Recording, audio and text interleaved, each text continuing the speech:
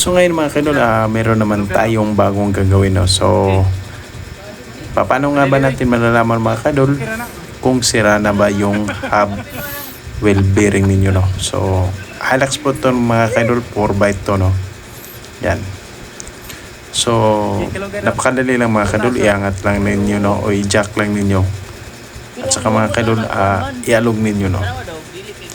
Dapat mga kadol is wala yung play. Kung may play yan mga kadol, pag angat ninyo sa gulong, so ibig sabihin niya mga kadol is sira yung hub wheel bearing ninyo.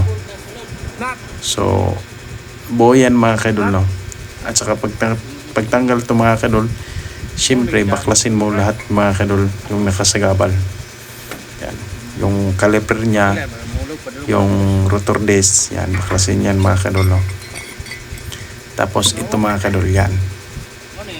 So 4 na tornilyo yung mga kadol, kita ninyo.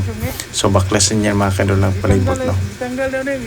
Kasi buo lang yan mga kadol, no? Pag baklas natin mga kadol, buo yan. At saka meron yung nut sa likuran, no? Pag baklas ninyo, so meron yung nut.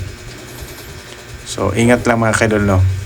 Magbaklas kayo, ingatan talaga ninyo yung ibis mga kadol, no? Na hindi siya madadamay din, no? Kasi mga kadol, mag-alarm yan.